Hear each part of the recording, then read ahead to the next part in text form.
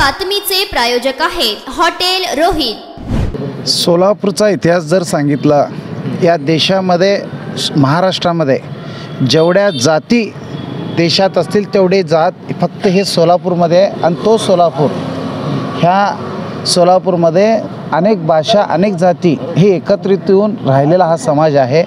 या ठिकाणी आपल्या आपल्या जातीमध्ये भांडणं लावणारे काही पक्षाच्या वतीने केले गेलेत, पण यावेळी सोलापूरकरांना मग ते विमानतळाचा प्रश्न असेल, पाण्याचा प्रश्न असेल, जे मूलभूत गरजा आहेत किंवा खासदारांच्या माध्यमातून जे गरजा पूर्ण व्हायला पाहिजेत त्या गरजा असतील, ते गरजा कुठेही पूर्ण होताना दिसून येत नाहीत।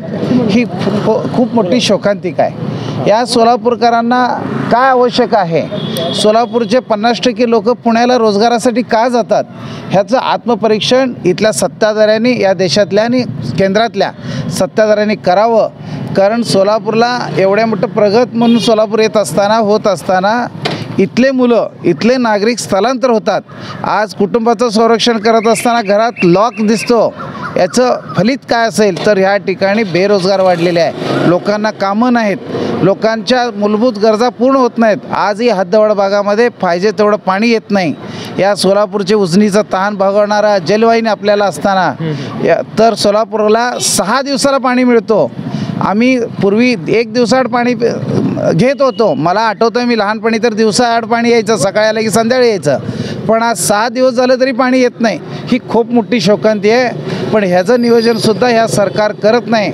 उजनीची पातळी एवढी मोठी खाली आलेली आहे, त्या ठिकाणी गाळ साचलेला आहे। तो जर आज गाळ काढला तर त्याची पाण्याची पातळी ही भविष्यात वाढणार आहे। ह्याचं नियोजन ह्या सरकारकडं नाही, इथल्या सत्ताधारी लोकांकडनं आहे, जेणेकरून सोलापूरकर उद्या टँकरने पाणी देण्याची वेळ नक्की येणार आहे। ह्याचा विचार इथल्या सत्ताधाऱ्यांनी, खासदारांनी कधी केला नाही। विकासावर कॅन्डिडेट निवडला पाहिजे। सोलापूरमध्ये विकासावर जर विचार केलं तर ह्या जे सत्तेधारी खासदार आहेत त्यांचं तर मी पहिल्या दिवशी सांगितलं होतं की यांचा जातीचा दाखला हा खोटा आहे, चुकीचा आहे, पण ऐकण्याच्या मनस्थितीत कोण नव्हतं, पण आज ते सिद्ध होतं आहे। पण याही पलीकडे जाऊन त्यांनी धर्म हे श्रेष्ठ असताना त्यांनी धर्माच्या ठिकाणी राहायला पाहिजे होतं, राजकारणात त्यांनी यायला नको पाहिजे होतं।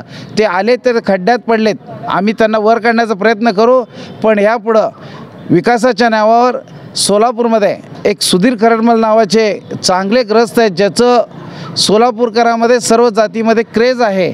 एक विकासरत्न म्हणून ते पुढे यायला हरकत नाही आणि त्यांना महाविकास आघाडीकडनं जर उमेदवारी मिळाली तर ते निवडून येऊ शकतात, असं माझं प्रामाणिक मत आहे।